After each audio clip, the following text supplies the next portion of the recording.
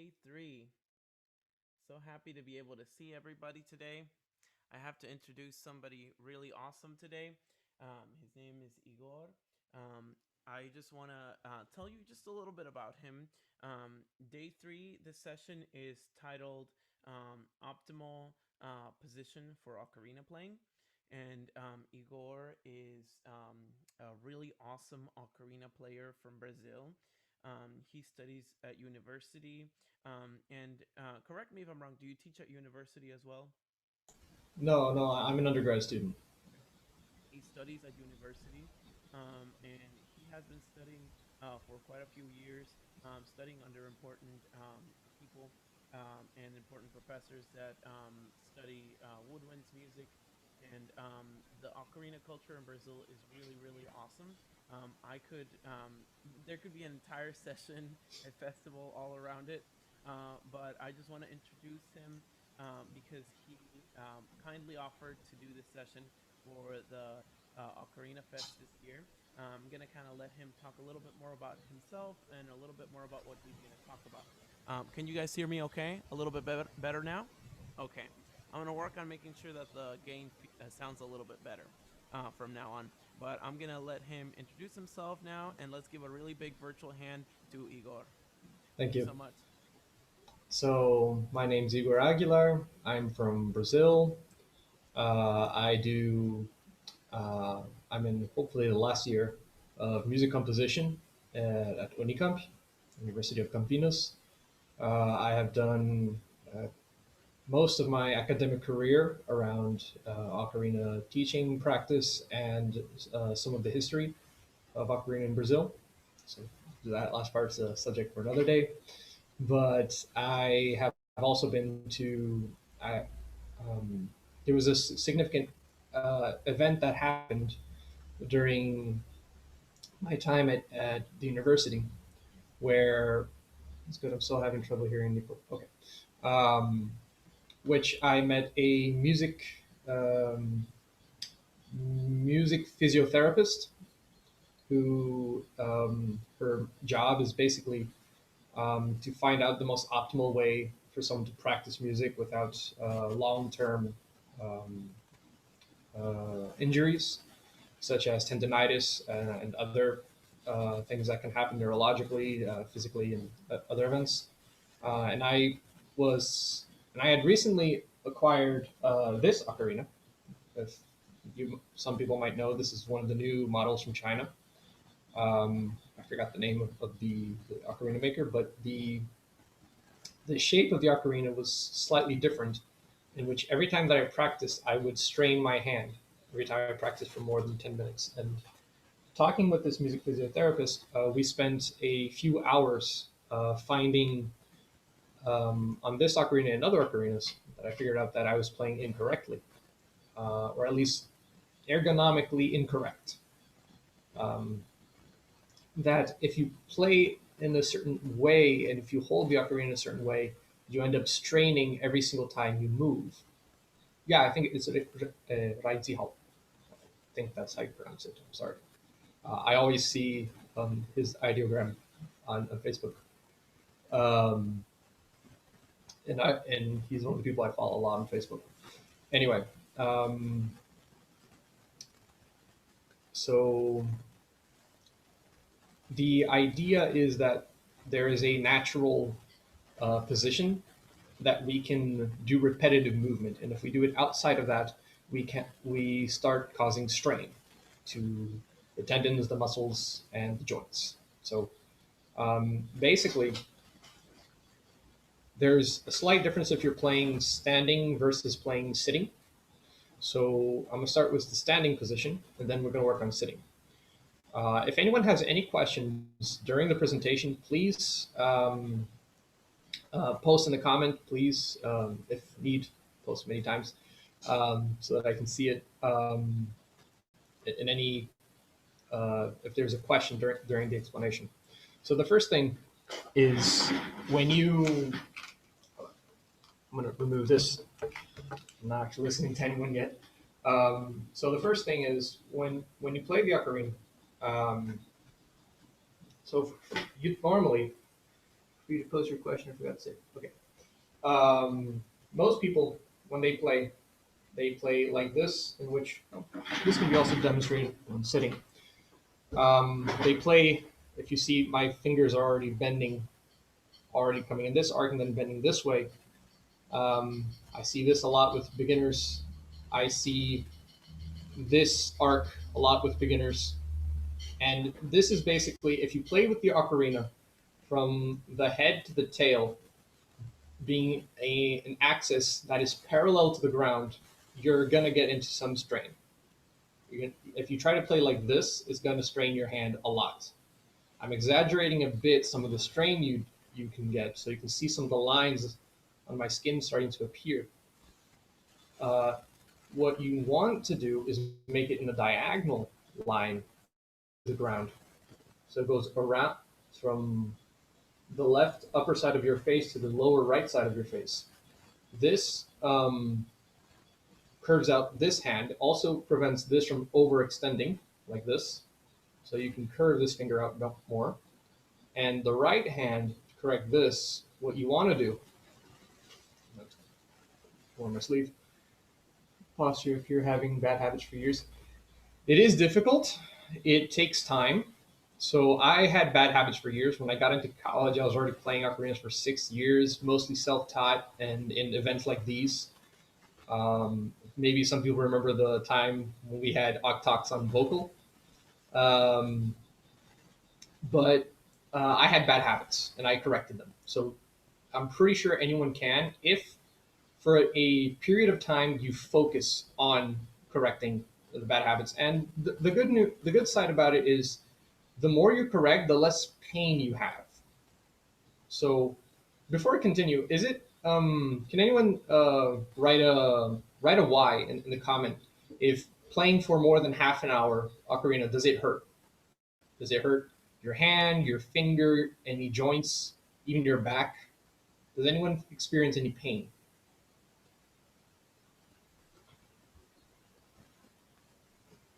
Okay, depends on the ocarina.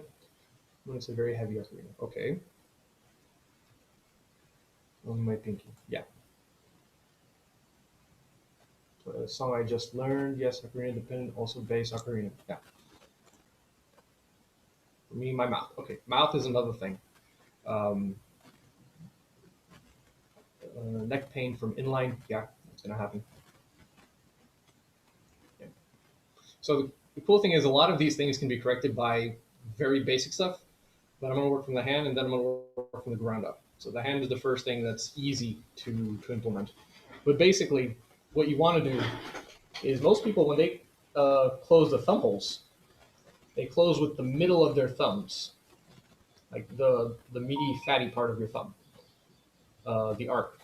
And when you do this and you hold it parallel to the ground, you have this huge arc you do with your finger. Now, if you put this into context of your whole arm, okay, because a relaxed position is your hands facing each other inward, and this is the relaxed position of the human body. So you want to maintain these arcs, okay, as much as possible from your shoulders to the extremities of your fingers. Okay. So every time you do a counter curve or a recurve on your posture, that's going to cause strain. So if you hold with the middle of your thumb, your arm is coming in this arc, and then it's going to do a recurve and then another recurve this way. Okay.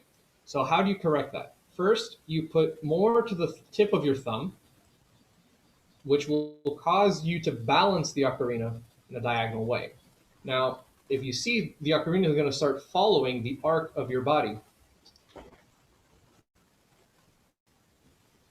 Close to, hold on, I couldn't see the rest. Close to correct. I knew this was going to be a good talk. Nice. So if you do this, your thumb is going to be more in line with the natural arc of your arm. Okay? Do this, and it's a lot easier to, one, it's going to be a lot easier to actually gain speed, because now you have the middle of your thumb as a what's the name, as an anchor point for for so that when you open the thumb, you're not actually removing contact with the ocarina. So you can actually gain a lot of speed playing like this, a lot of accuracy as well, and dexterity. Another thing is you also distance. Your hand isn't supposed to be too closed. If you over close your hand, it's going to do a recurve on your fingers. So if you do this, this is going to curve out and cause your fingers to follow the same arc on the upper part of your arm. Okay? So by doing this, you're going to relax your hands much more. And if you have a relaxed hands, if your hands are relaxed, you can play faster, you can play longer. And one thing we have to remember is that a dear friend of mine told me, uh, is a really good phrase. Musicians are the athletes of small muscles. I'm going to say that one more time. Musicians are the athletes of small muscles. We hyperdevelop these muscles in our hands. Also, um, also we are very good with using our diaphragms. But we kind of forget about the rest of the body. But one thing we have to remember very much is that we have to be very careful with the muscles that we overuse, that we overdevelop, which are mainly the muscles in our hands and the muscles around to here, which are the main muscles that we use to balance the upper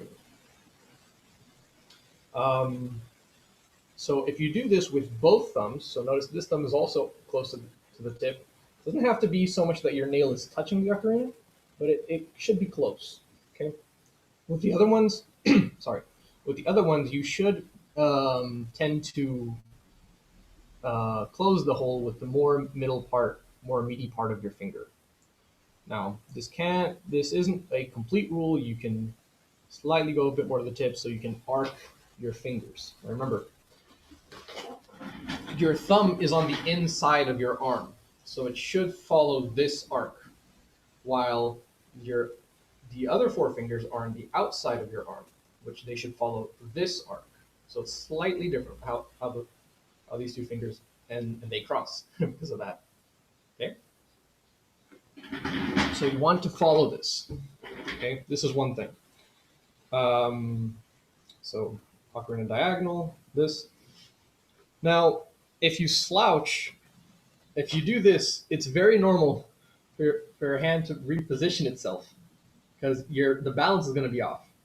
So what you want to do if you're sitting, your back should not be touching the support of the chair. What you want to do is actually sit more to the edge of your chair. In my case, can't be too much because it'll tip over. You want to sit to where there's a distance between your back and the support. Using fingers on an inline, it's going to be the same logic. Right. It's going to be the same logic when you play. I don't have an inline with me, but let me see if I can. But what you're going to want to do with an inline is make sure that your fingers are curved or an arced position. It's going to follow the same. It doesn't matter what instrument you're playing. Even if you're playing a violin, playing a cello, if you're playing a piano, you want your fingers to be arced. You don't want them. If they do this, okay. If you have to press the finger holes and not rest your finger holes, that's another important thing. You should rest your finger holes, your fingers on the finger holes. You shouldn't press them. These are not keys. They don't need to be tensioned. And even if tensioned, they should be tensioned the way that your finger is in an arc. Ben, does that answer your question?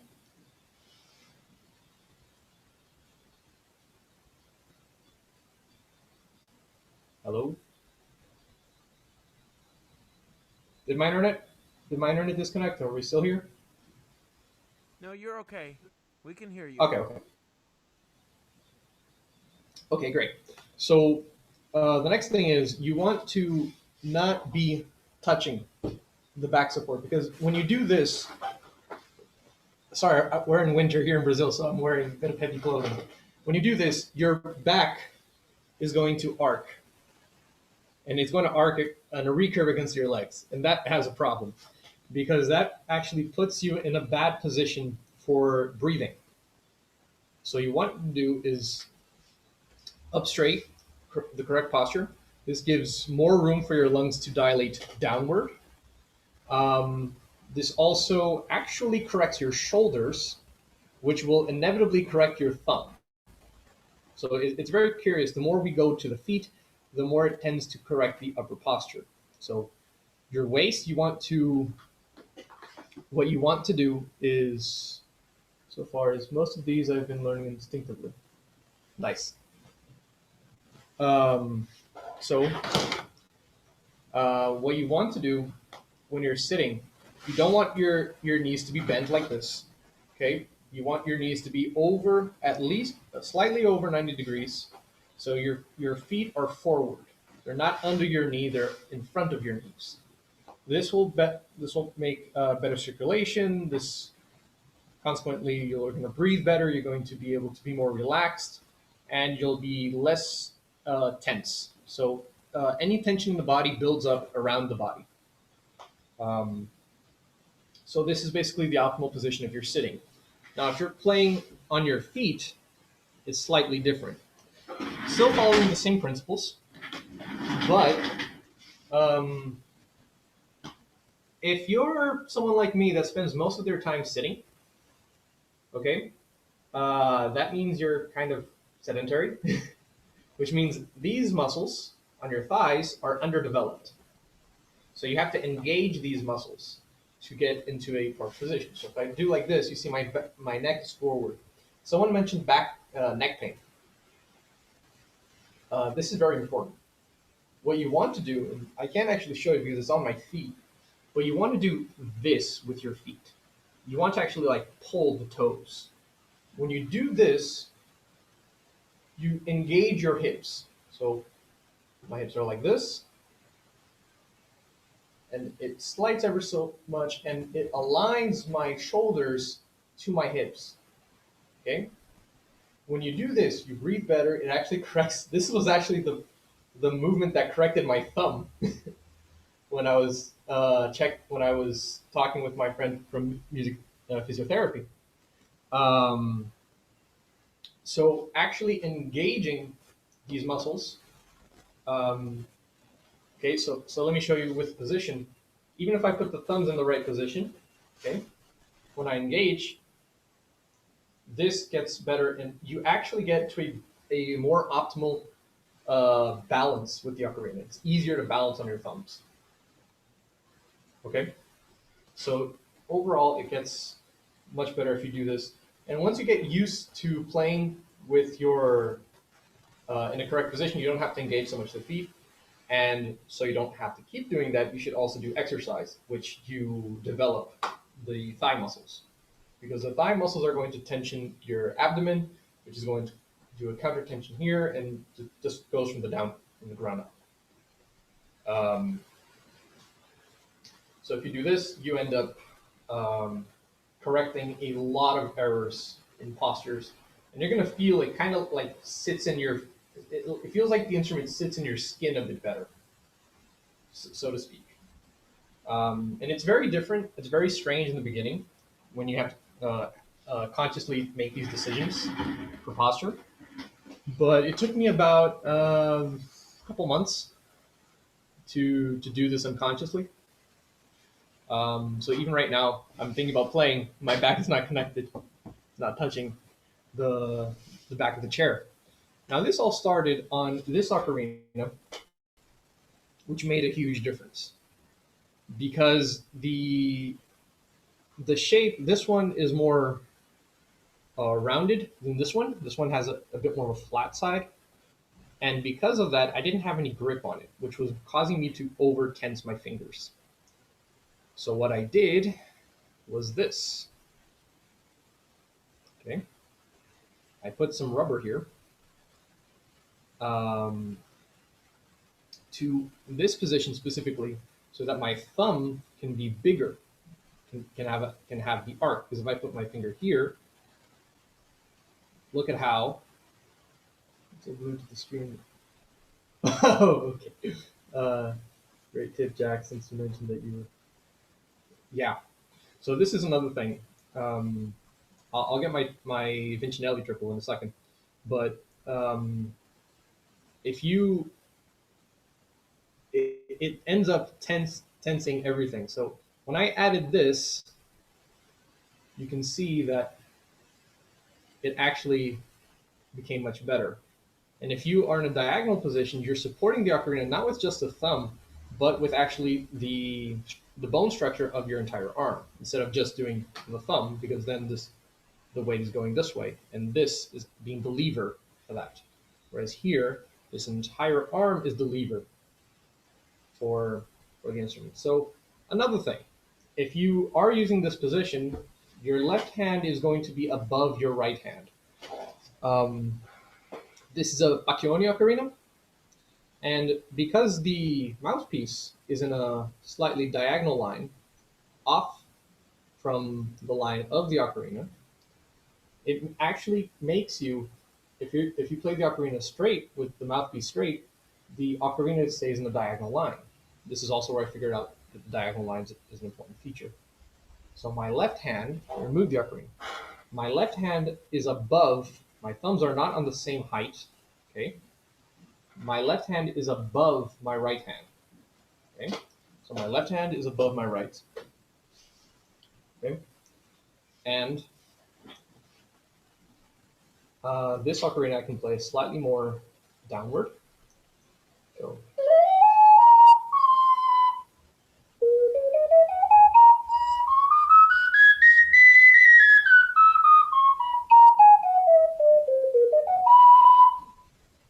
So this became much more relaxed.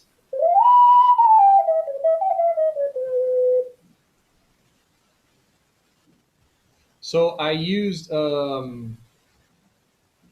here I used layers of rubber, and this rubber I here you can see it has some grooves to give some grip. Okay, so even if my hands get sweaty from playing, which I had that problem that if I overuse my hands, they sweat a lot. This gives a very good grip.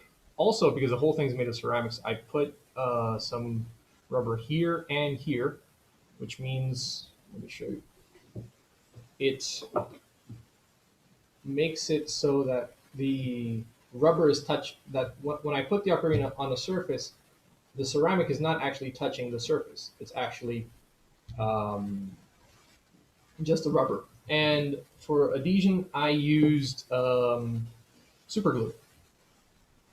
Yeah. So if you remove the rubber, it's not gonna be pretty. So do it with caution and a lot of attention, but it makes playing a lot better. Um,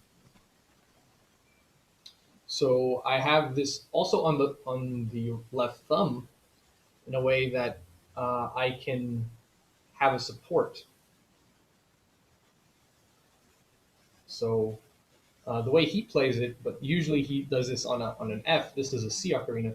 That he actually puts this on the the curve of the finger, and he plays like this, which is very very ergonomic, but only if your hand is the right size for that ocarina. In which case, I don't have an F. Probably if I did, I wouldn't need to do these many things. But this is something to show that it doesn't matter how much you invest in an instrument.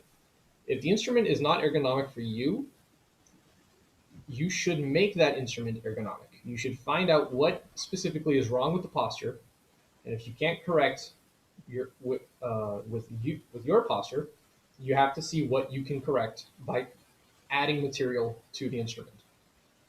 So I know bassoon players, clarinetists, and saxophonists that add supports so that they can hold the instrument more securely. Not only they have the harness, but they also have other parts. Practice has taken a teeny toll on my support thumb for my right hand, way deep in the muscle. Good goodness. Yeah. Yeah. Um, Are you talking about this model ocarina or a different um, or a different? What model of ocarina are you talking about?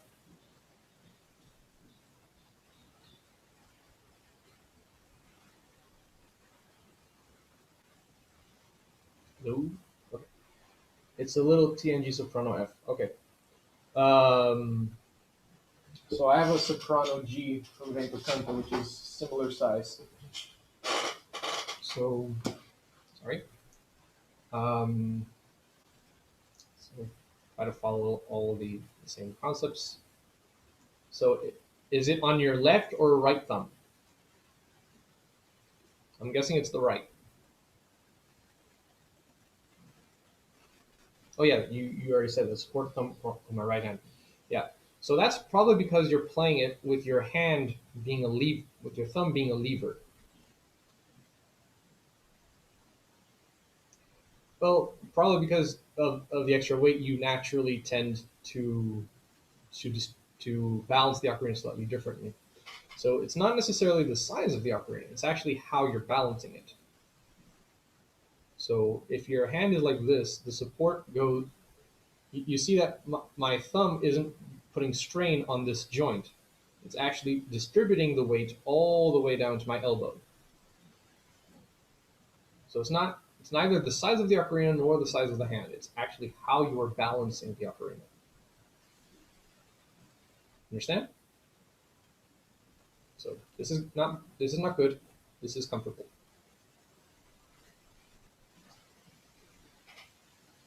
Okay. I think that's not it's not the amount of playing it because I can play for 2, 3 hours a day or even more sometimes, and I don't feel any pain after I've done these corrections. So if you know, also stretching and parallel to the floor, so the weight of is left on the left thumb. Um, that's not a good idea because the way if you leave it parallel to the floor, you're going to end up with both thumbs. Doesn't matter if you're distributing on both hands because the the weight is going this way while your thumb is trying to bend like this to support it. So even if you do this, okay, so let me turn around. If you do this, okay, if you do this, okay, the weight how this goes down is closer to the overall bone structure of your arm. Have you heard of it? It has a lot of proper posture, breathing in. Is it?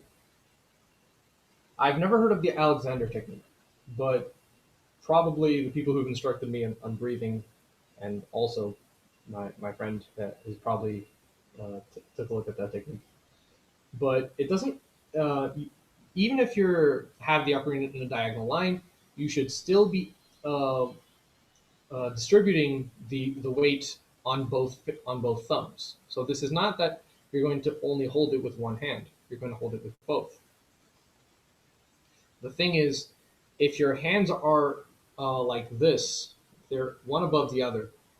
What tends to happen is that the if you put it like an like if we put a vector force going down, okay, from the point of contact, okay, um, it's going if it goes to the same arc and the bone structure of your arm, you're not supporting it with the thumb, you're supporting it with the arm.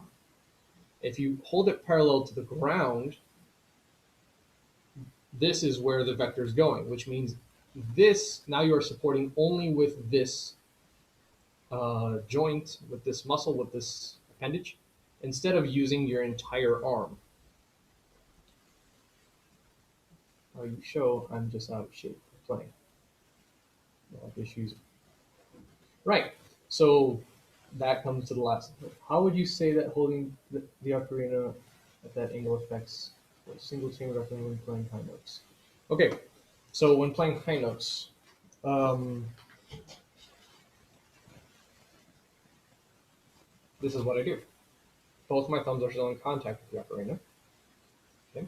So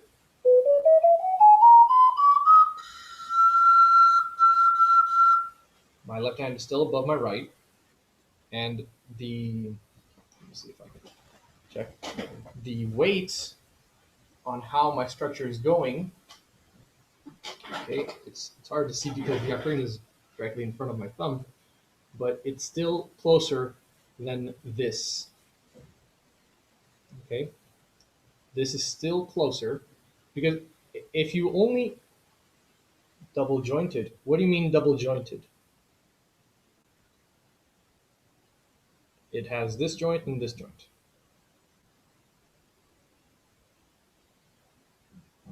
So all fingers have these joints.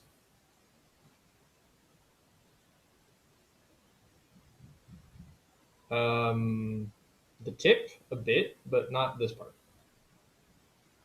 Um, so even if when I do the high notes, I'm just opening just slightly. So the posture is not changing, even if I'm playing the high notes on the ocarina.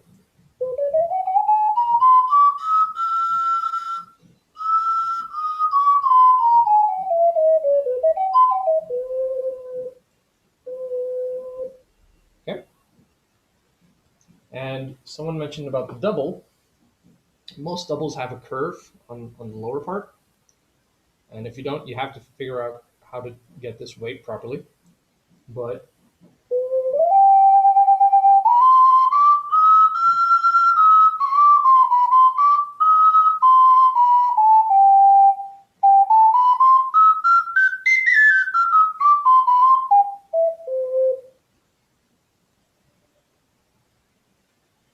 hmm, you've definitely given me some things to think about with how I make my ocarinas. I make mine so that the player has the ocarina parallel to the ground when it's held.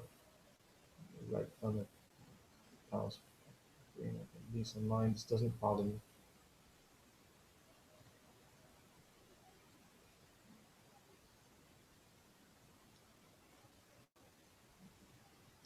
Yeah. So the problem, um, you can get used to this. So you're not going to feel, apart from minor pains that you can get used to in the short and medium term. You only feel these problems in the long term. Um, the significant problems like tendonitis and a few other issues. But in the short term, it's not the absence of the pain, the absence of what happens. So you're not going to feel if you've gotten used to playing with the ocarina parallel to the ground, you're going to it's still going to be strange when you do the other position. But the difference is that it'll be easier to develop speed. It'll be easier to develop this dexterity when you play when you're starting to get used to it. So you're not going to feel that much of a difference. Once you've changed to the more optimal position and you go back to holding the ocarina parallel to the ground, you're going to feel because you've gotten so much used to not feeling the pain anymore, not feeling that strain anymore. You're going to feel it. It's going to come out to you much more. It's going to be much more apparent. So if you've gotten used to playing with the ocarina parallel to the ground, um, it's harder for you to feel like this is wrong because your muscles have already gotten used to it. The problem is that the joints are still being used up. They have a limit to how they can be used. And one thing we have to remember is music. A lot of times when it's difficult, we play stressed. It's a repetitive chronic movement, which means if you do a repetitive chronic movement under stress, that's a very quick recipe to hurt yourself a lot. Um, so if you change the way that you feel less stressed naturally just by holding the instrument, you can go much further. It's like taking weights off of a triathlon athlete. It's you, you've gotten so used to the weights that once you remove it, you don't. It feels weird, and after a while, you can't go back to the weights. More or less, that's kind of the analogy. So I think I kind of went through everything I had to talk about.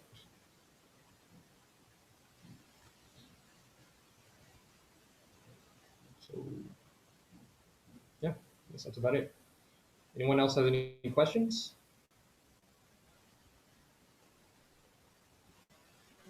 say a really huge thank you to Igor.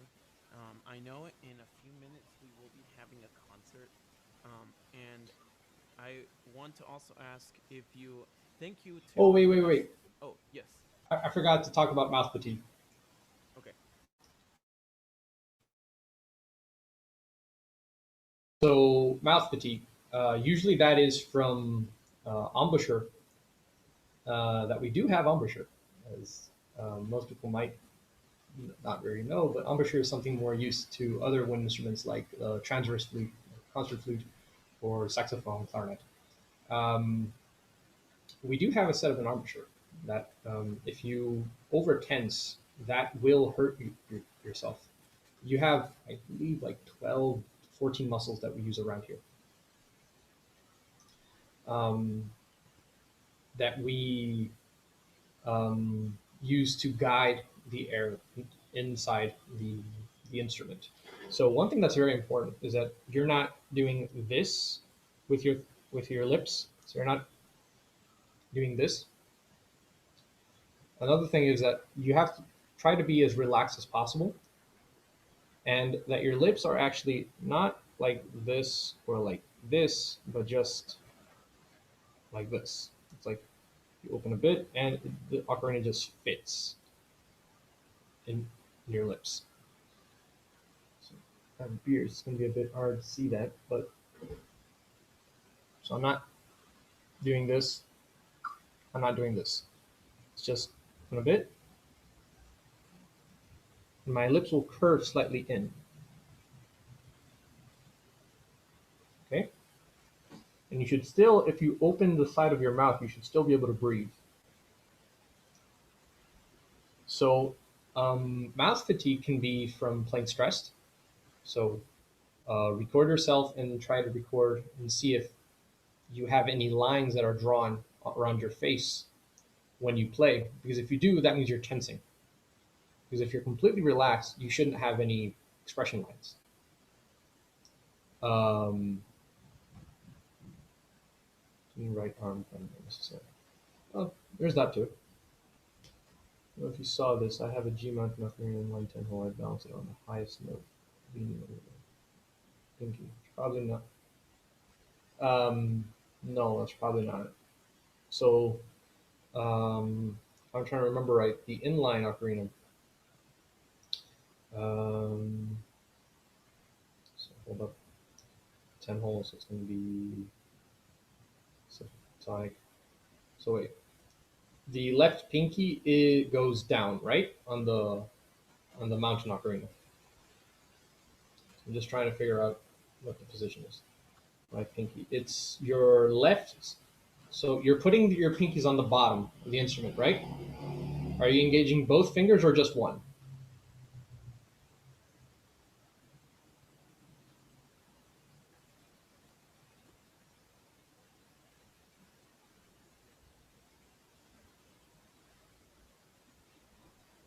Okay. So just balance the weight on both thumbs. Okay. Devin is selling the best way, which your thumbs have much more meat and much more muscle, and are much stronger than your pinky. So even if you're playing the high notes, what you want to do is simply open, like bend slightly back your thumbs. Bounce it. Yeah. Um, you shouldn't. Um, you shouldn't do this when you play the ocarina. You shouldn't do this. You shouldn't disengage your thumbs. What you should do is only bend them slightly backwards. Okay? So like this. If you do this, you're still supporting it on your bone structure and not simply on one little finger. Especially your pinky, which is one of the weakest fingers, is the weakest finger on the hand. Um, so you should try to, especially the inline. If you look at other woodwind instruments, that the 3-point grip makes it better. But another thing is when you're playing on the high notes, is your inline going forward or diagonally down? This is another thing.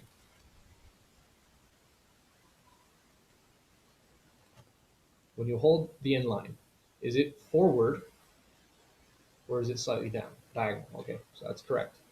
Um, I'm going to try this other way.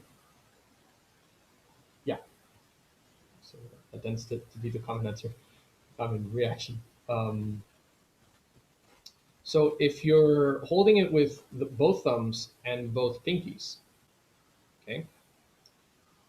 I'm sorry, I didn't know. Inline. Inline is the kind of looks like a Wii controller instrument. Just grab my water bottle. So you shouldn't do this, where the weight's on your thumbs, on your pinkies, because if you look, it's hyperextending my pinkies. But if I do only this, okay. And another thing for that, when you're playing inline, do not open your elbows too much. You want to sink your shoulders and bring your elbows slightly closer to the tip of the instrument. So this will make the weight axis closer to your thumb. So you can't play like this, but um, yeah, it's something you have to get used to. You have to find biomechanically how your body's going to move because you've gotten years playing in one way. Now, chamber switching. Um, well, Stephanie, I was most of my examples were on the 12-hole ocarinas. Can you give it more specific? Um, Now, Charles, about chamber switching. I mostly when I chamber switch, I actually. Oh, okay. So I'll recheck really quick about the 12-hole. But Nicolas, this seminar is recorded, right? Yes, this is being recorded and will be posted at the YouTube channel for Global Ocarina Community. Okay.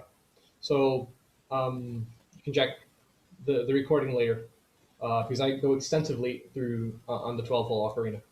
Now for chamber switching, um, I tend to try to maintain the position, and torque. I twist the ocarina slightly to the side, with also going up. So it's like I'm pushing a bit up, but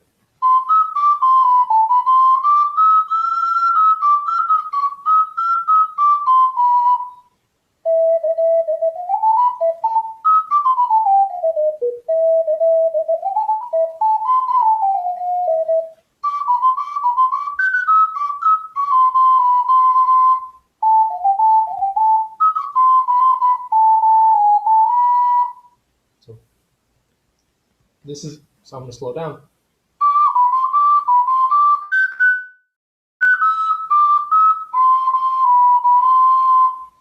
So it's more.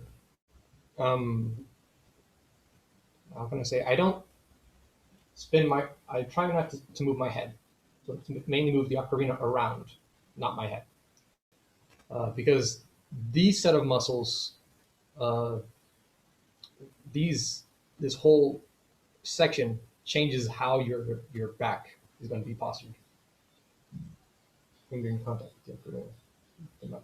Yeah, well, yeah, you can. Either way is good. I tend to do this because it gives more support to the bone structure, but if you maintain how the weight is being put on, if you maintain the arc, you should still work normally. So it doesn't really matter which side you're going. It matters that the thumb is still in an arc, no matter which way you're you're bending the thumb. Um, Charles, you asked about chamber switching. Did my demonstration slash explanation help?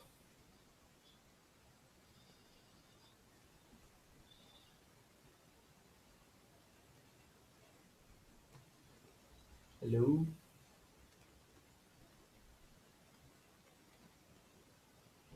Well, okay. So I think that's about it.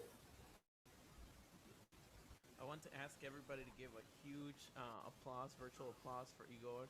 He did an awesome, very interactive session where he was answering all your questions live here. Um, if you are watching this on the YouTube channel after the festival, feel free to join GOC, our Facebook group. And Igor is on there. And if you have any questions about what he talked about, or there was something that he talked about that you have a question about, please feel free to ask him there. I'm sure he'd be really happy to answer any questions about his session and about optimal technique. I'm so lucky and so grateful that I know you and that I got to have a chance to listen to your talk. I was kind of, for a part of it, I was doing emails because I had to, but for the other part, I was grabbing my ocarina and I was talking about what you were saying with the really very tall back and, being able to have that almost concave cavity for being able to breathe just reminded me so much of Alexander technique. So probably your professors and lots of people that you've studied with throughout the years, they may have been familiar with that, which is so amazing. I think that's super cool. Um, uh, just because it's almost time for the concert, please ask any last questions that you have for Igor. Igor, can we share or can I share with them your YouTube channel real quick? Yes, please, Okay. please. So Igor was developing. This is not entirely related to the subject of the panel, but he was developing a video game. Not video game. I'm sorry. Some sort of. Yeah, well, you can No, call it a it's video game. okay. You can Okay. call it a video game. Okay. He was developing a video game for Ocarina. So I'm gonna share that here on the link. A really interesting thing because it's if I'm not mistaken, he's working on trying to get it to be sound controlled. Is that correct? Yeah, so you're going to interact with the game via your ocarina and a microphone. So it's basically a tuner that's connected to sheet music. So if you play the note that it's asking you to play, it changes the note. And if you don't, it tells you played the wrong note. So that's still a work in progress. Um, in college, I do composition.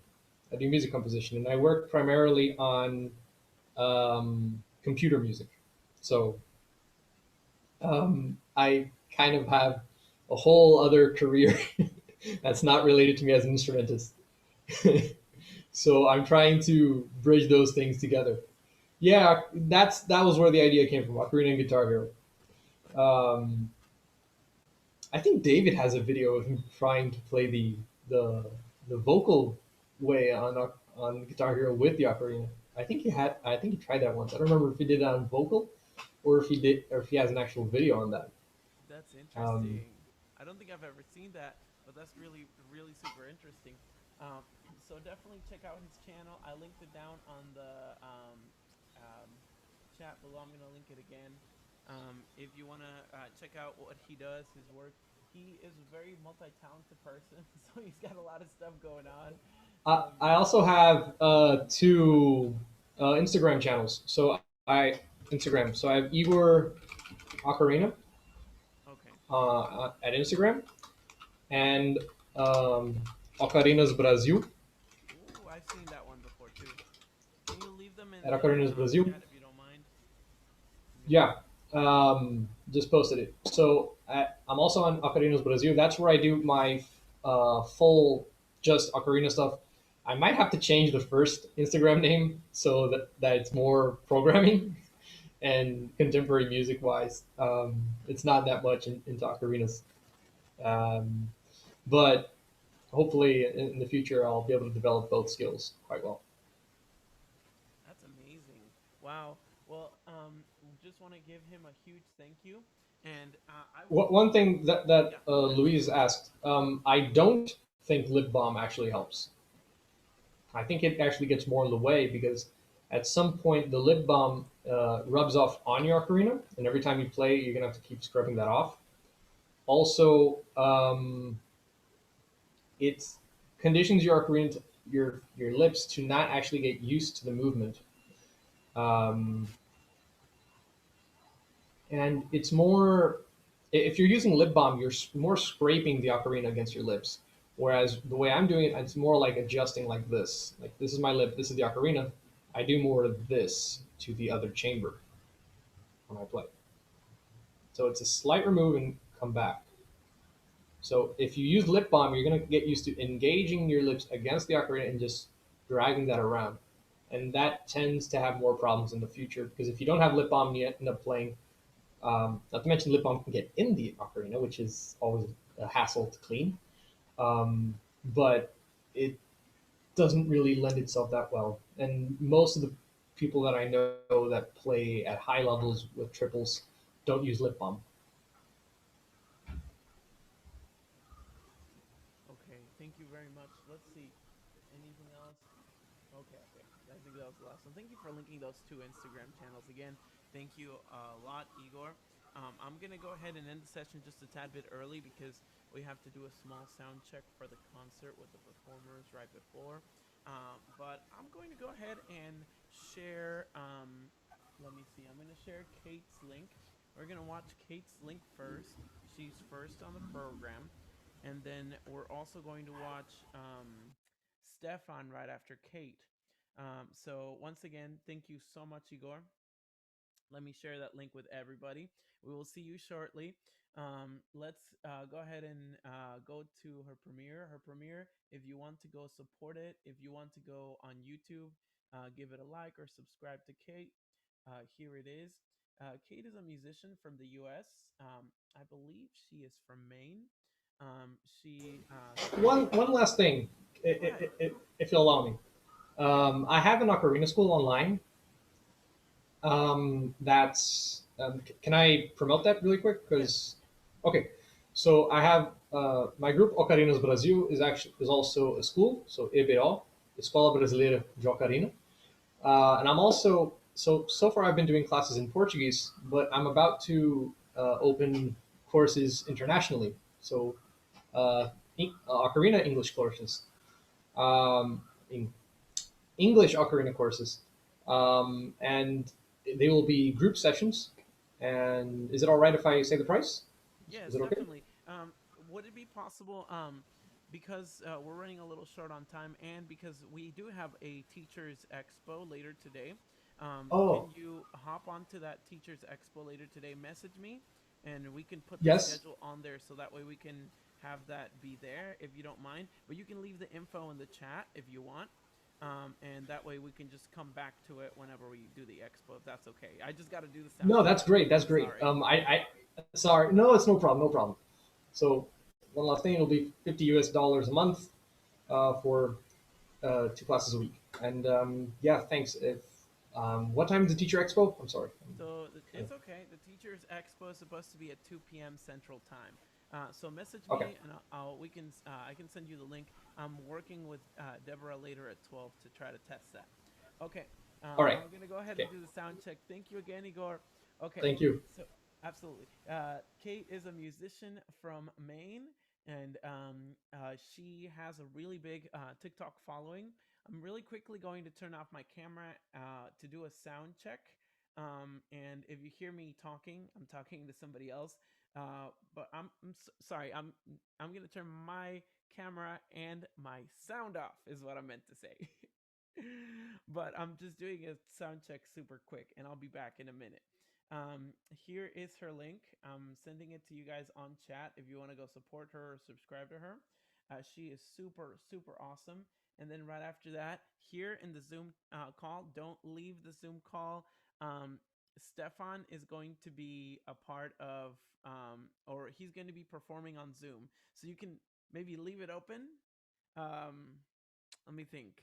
If you want to support her or you want to give her a like, you can take this time before her premiere starts to go like it or subscribe, and then come back to the Zoom call. I'm gonna mirror it here with y'all, and you can watch it here with me.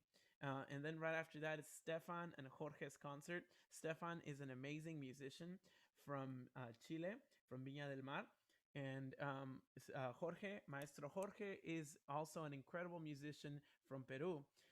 Peru is celebrating their bicentennial, this year. So we are so lucky to have musicians from Peru. We've had a lot of songs from Peru, which has been really, really awesome. So Kate's video, I think, yes, thank you so much. Stefan shared it already. I appreciate you, Stefan. Um, we will be doing that right now. So let me see. I'm going to turn off my camera and my sound for just a minute.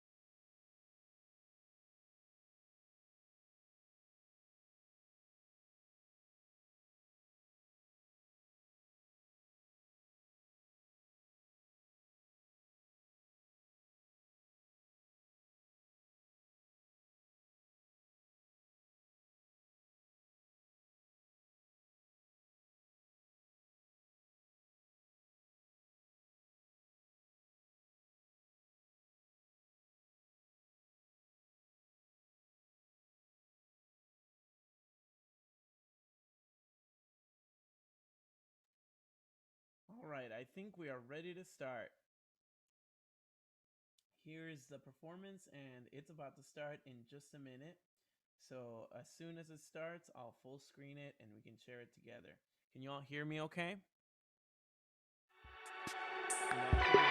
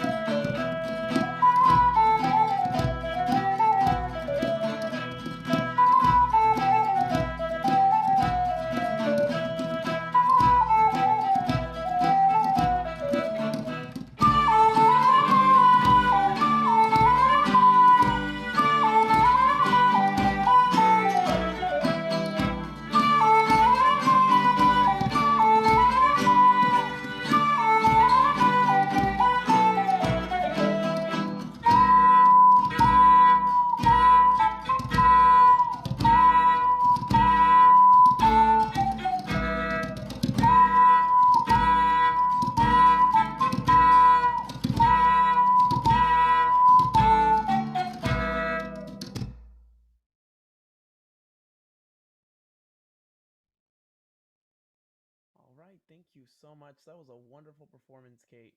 If you're interested in following her, she's Kate of the Grove on Instagram and KK Boshi on TikTok. So upcoming, we now have Stefan. So let me go ahead and send you the panelist invite.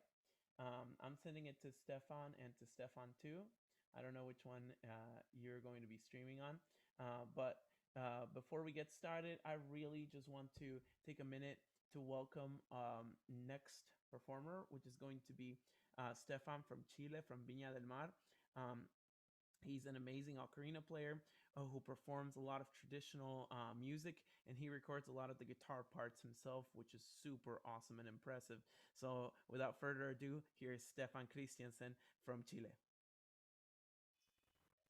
Hi everyone, do you hear me okay? Yes, we can hear you.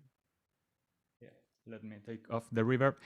Thanks, Nicolas. Well, first of all, I want to everyone to give a huge applause and recognition to Nicolas and all the staff that have made this possible, because it's really a lot of effort and it's all made of passion for the instrument. So a huge applause to Nicolas and all the admins behind the scenes. And well, as Nicolas said, I'm Stefan Christiansen. I'm from Chile, and today I'm going to be playing only songs and musics from Chile, from Chilean bands.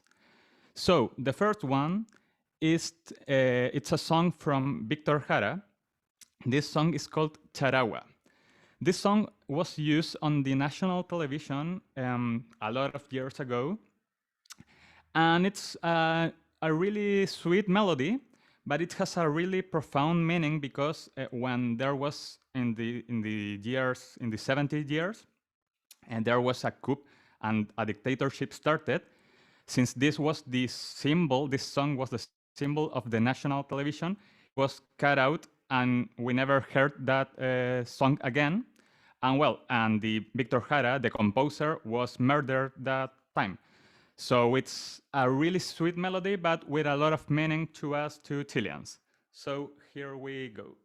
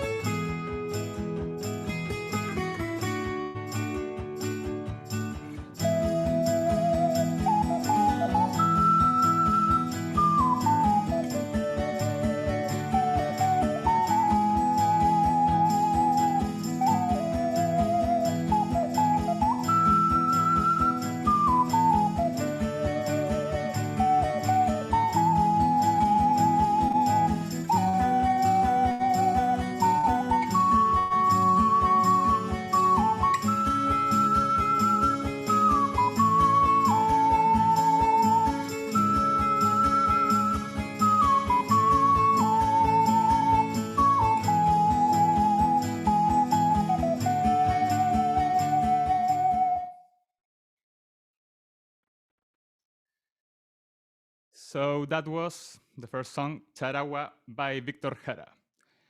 Now, the next song I'm going to play is it's a really upbeat song. It's called Baila Caporal. This song is from a dance from Bolivia, but it's played by a Chilean band. So it's called Iyapu, the band, by the way. So here we go.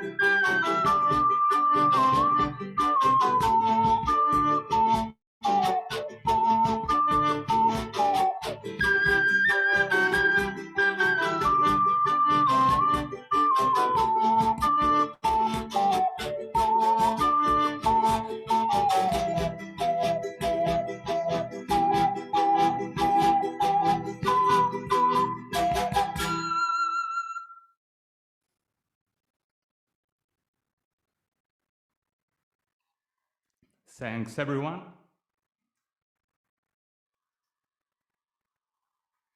Thanks for all the comments. I'm reading them right now. So, the next song is from a band in the north of Chile. We in the north of Chile, wait, let me take the reverb. In the north of Chile, we have the most close bands to the Andean music, because they are right next to Bolivia, Peru, where all the Andean music is concentrated. So we have a lot of good bands there that play this kind of music. In this occasion, I'm going to play a song called Socoroma by the band Arak Pacha.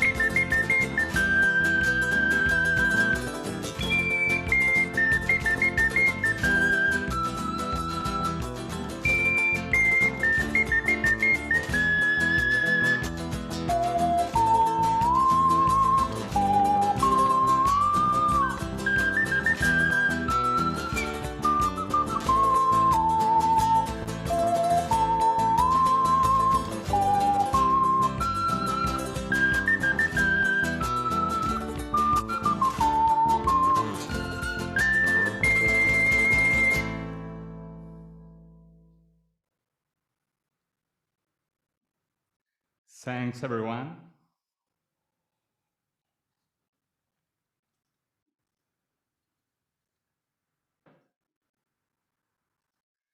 So, the next song I'm going to play by another Chilean band called Quilapayún.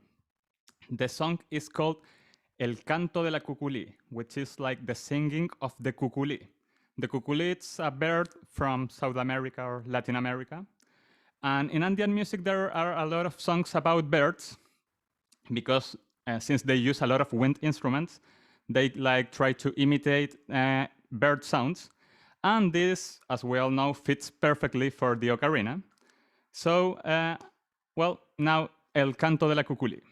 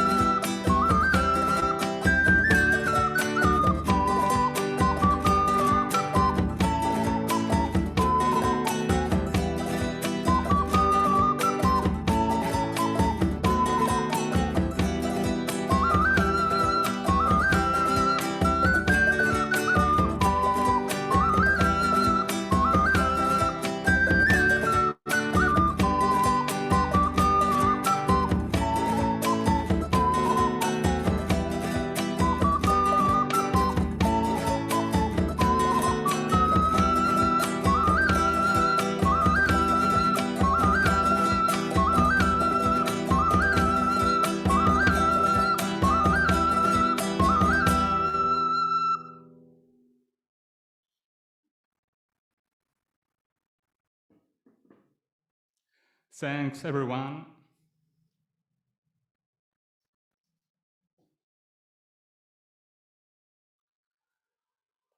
Thanks for all the comments. Well, now for my last song I'm going to play. I'm going to play an original song I composed like a few weeks ago. So this song has like, I used like a lot of instruments from our, I don't know how to say it properly in English, but like our native nation or people from Chile that it's called Mapuche. So they have a lot of unique instruments. For example, I will show you like this, for example, the trutruca or ñolquín. It's like that. Or this cascahuillas, for example. The cultrún.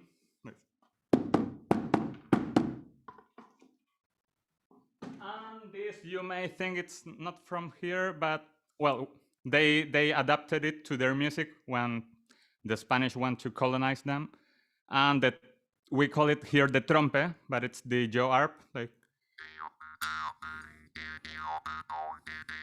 so, with all these instruments, I tried to create a song, but of course using the ocarina as the main instrument. So here we go. I don't even know the name. It's Kisun Gunegun, which means like independence. So here we go.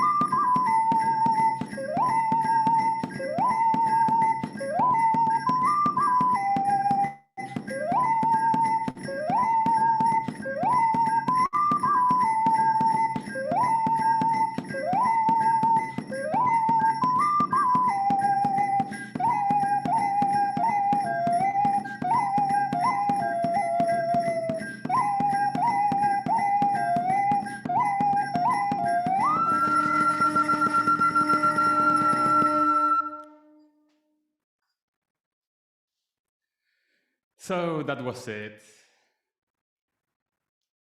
Thanks a lot to everyone. I really enjoyed performing. So thanks for all the comments. I really appreciate them. I really do.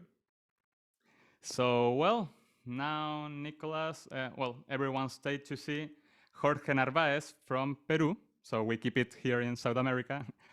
So, well, thanks really everyone. And Nicolas, I give you the pass. Thank you so much, Stefan. That was amazing. I really enjoyed listening.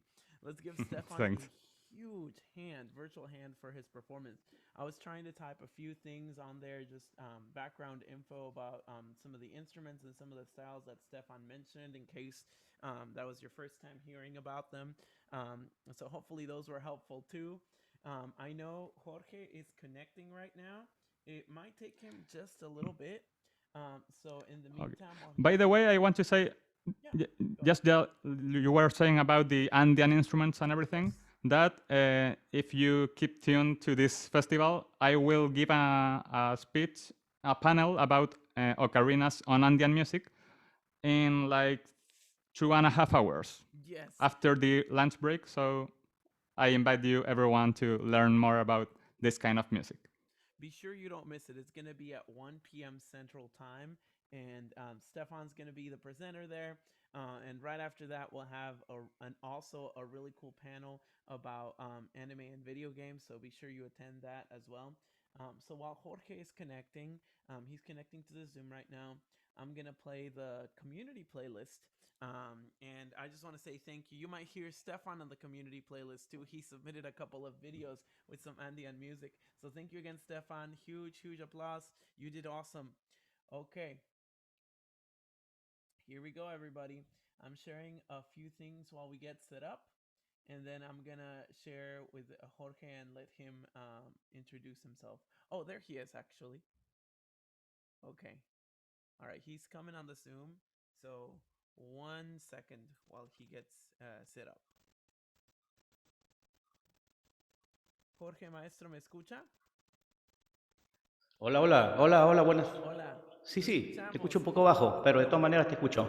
Ok, lo voy a introducir bien rápido y tiene la habilidad de prender su cámara y compartir su sonido ahorita. ¿Ok?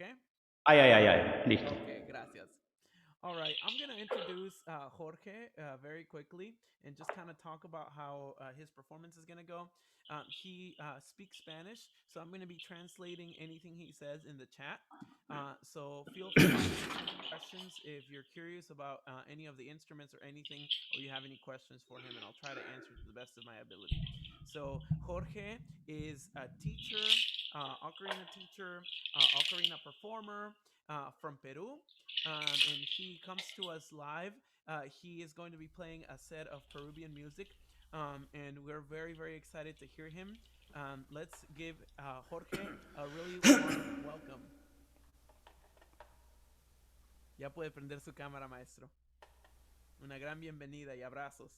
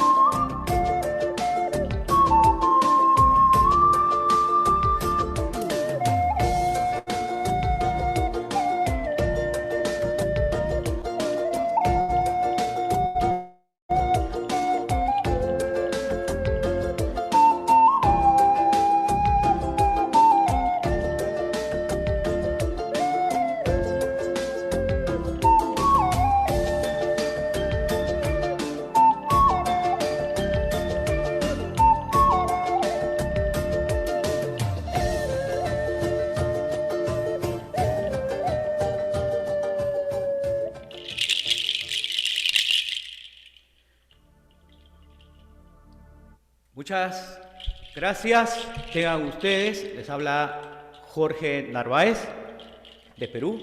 Uso mis ocarinas andinas.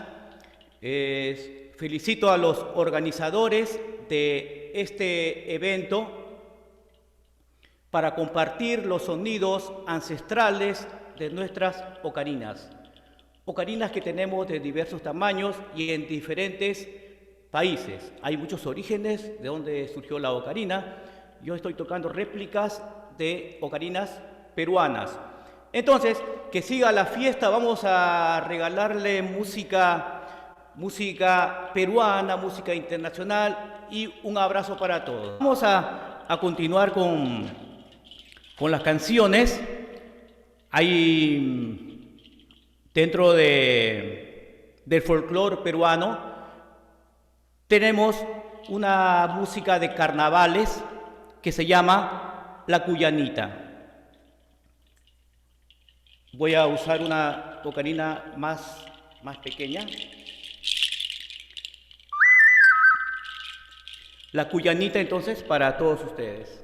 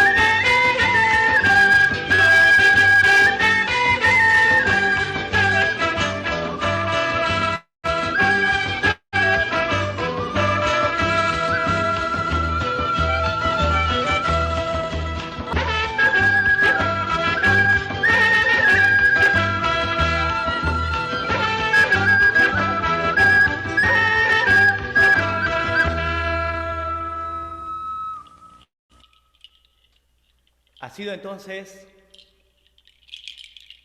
la cuyanita para todos ustedes de la región de Cajamarca, al norte de Perú.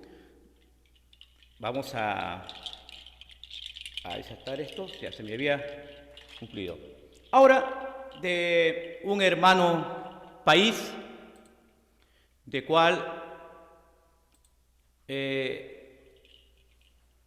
me gusta su música, me gusta traerla para mi ocarina, allá al norte de Perú, en Ecuador especialmente, hay un tema que da el nombre a esta ocarina. Y un saludo especial para mi amigo Marcelo Noguera del Ecuador, de Macas, Ecuador. en donde se cultiva mucho la música, y vamos a estar llevando las ocarinas también allá al Ecuador. Entonces, para todos ustedes, en esta ocarina andina, la canción Ocarina del Ecuador con ritmos ya modernizados. Muchas gracias.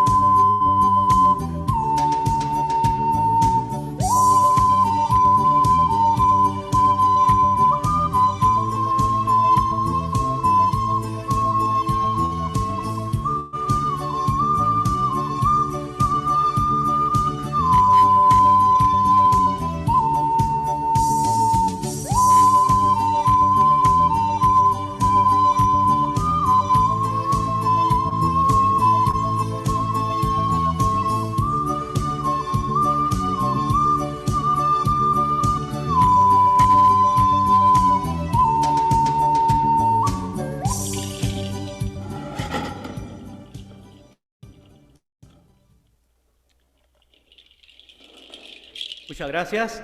Sé que les está gustando porque todos los que están presentes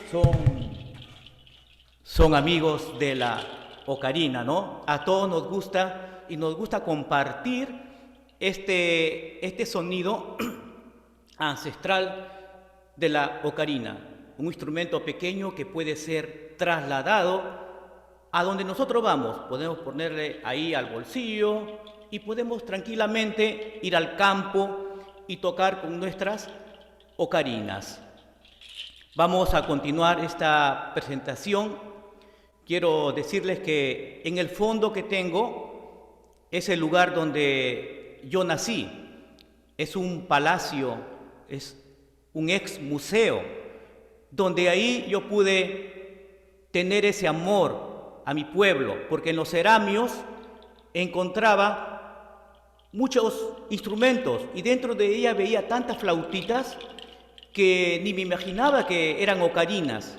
El dueño de este lugar nos prestaba para curiosear, para tocar. Y miren, ese contacto que tuve fue muy importante, ¿no? Y ahora yo quiero la ocarina, yo amo la ocarina. Entonces vamos a continuar con esta música, vamos a regalar música.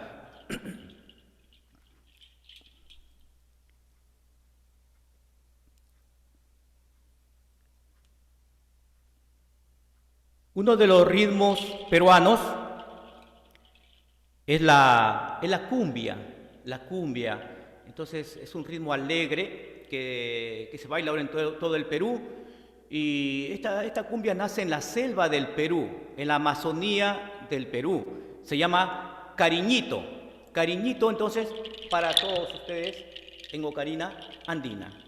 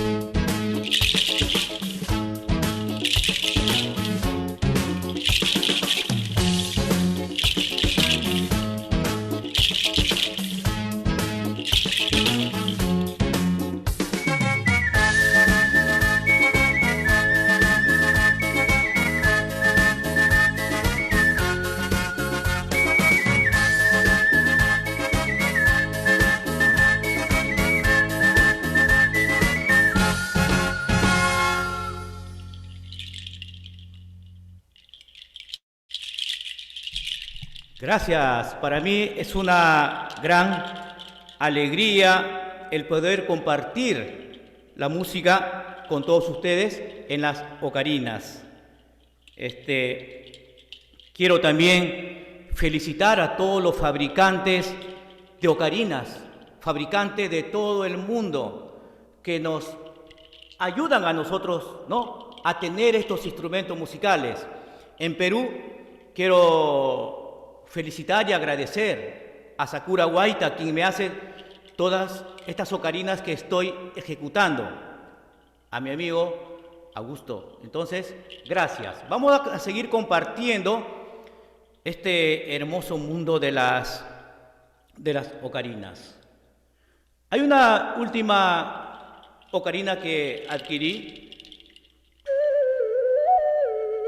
La estoy todavía, como se dice, aprendiendo a tocar. Y hay una canción que me gustó mucho. Voy a repito, a ver acá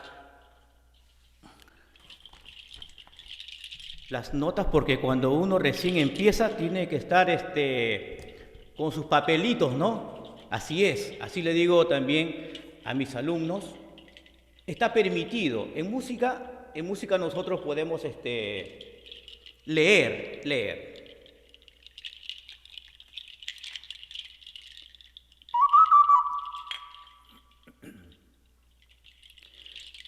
Dentro de la música internacional, que me gusta tanto también, he cogido un tema, Polvo en el viento, una balada en inglés muy famosa, y a la cual también le he sumado también la otra canción, Moliendo Café. Vamos a ver qué tal sale. Estaba practicando esta ocarina. Entonces, Polvo en el viento y Moliendo Café.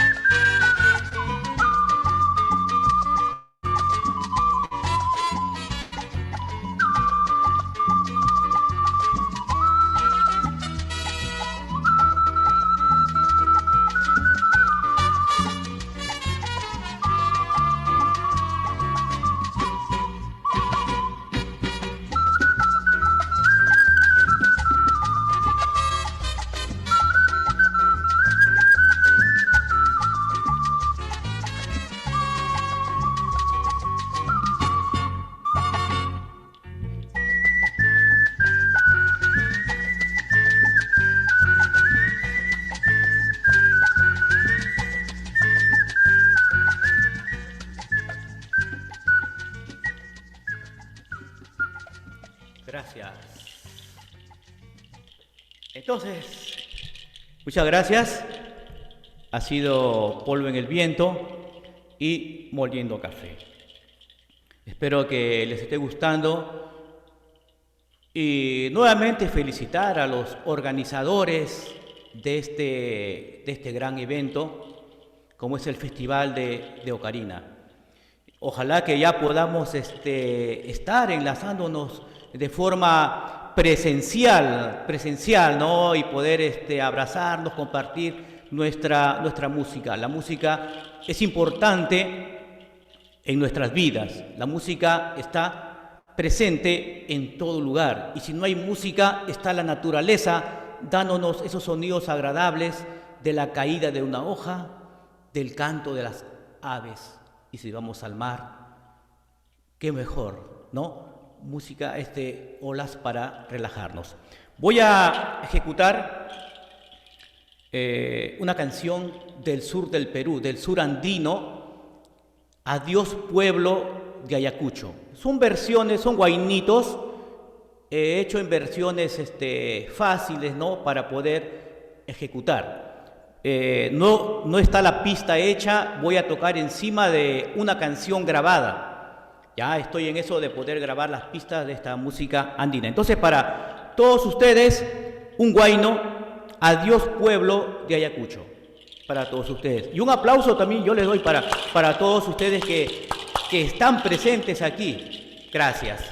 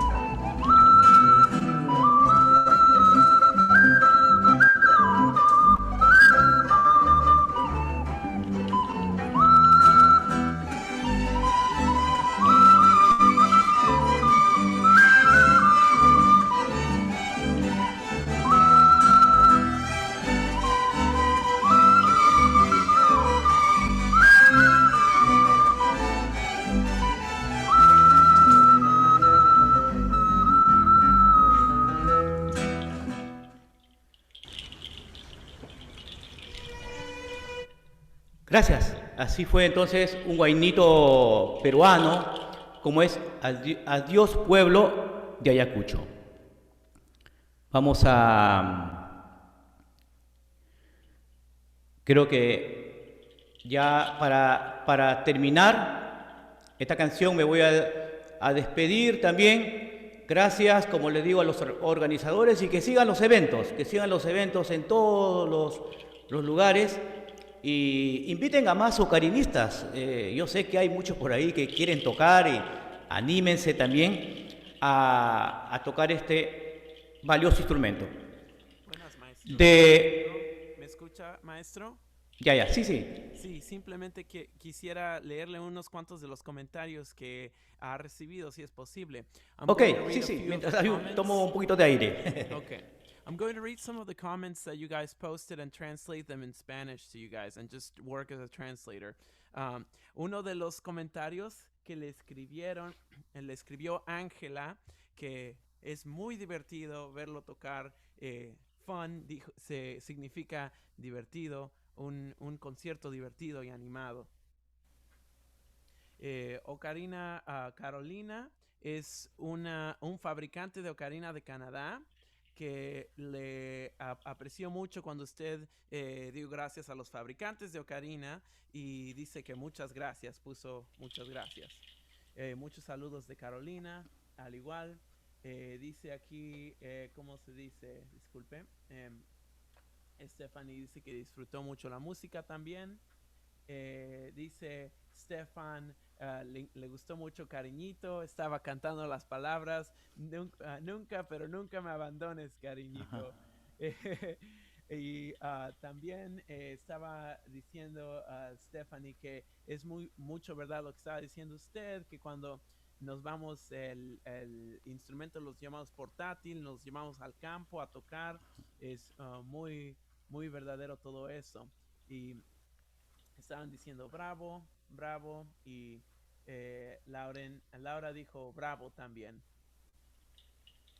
Muchas gracias entonces por todas esas buenas palabras. Yo lo recibo con mucho agrado y forman parte de mi formación, porque esta es una formación que día a día nosotros vamos adquiriendo. Nosotros nos vamos formando como admiradores de este instrumento, ¿no? Y a nosotros nos llaman ocarinistas, ¿no? Y llevamos ese mensaje de este sonido por todo el mundo. Entonces, gracias a todos. Me despido con un guainito de mi región, ahora sí, de mi región, se llama El Barba Azul. Para todos ustedes, un amigo, Jorge Narváez, me pueden encontrar en mi página como Proyecto Neosí. Muchas gracias. Traduzco muy rápido antes de que empiece, maestro. He says, thank you for all the kind comments. We all connect through Ocarina as Ocarina performers. We are all connect through this beautiful ancestral sound. For the last song, I will be performing a song traditional from my region of Peru. Su región es Trujillo, ¿verdad? ¿Es correcto? Así es. Sí, from his region Trujillo, from Peru. And he will be performing it as his last song, and he thanks you very much. Muchas gracias. Como le dije, estas palabras nos ayudan mucho a nosotros a continuar con este mágico sonido de la ocarina. Entonces, el Barba Azul es un guainito muy tradicional. No tiene pista musical. Voy a tocar encima de lo que tocan nuestros pobladores, que son unas bandas típicas. Entonces, he recogido esta versión para poder adaptarla en ocarina. Muchas gracias.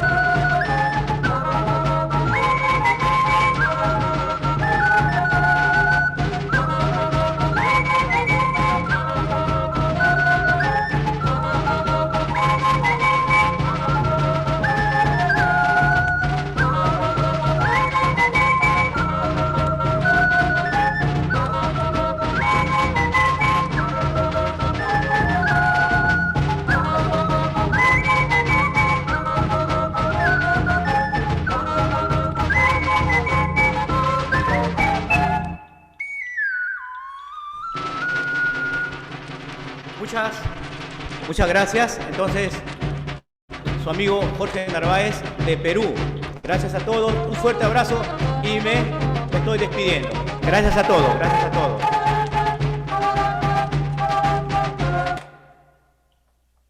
Muchas gracias, maestro Jorge.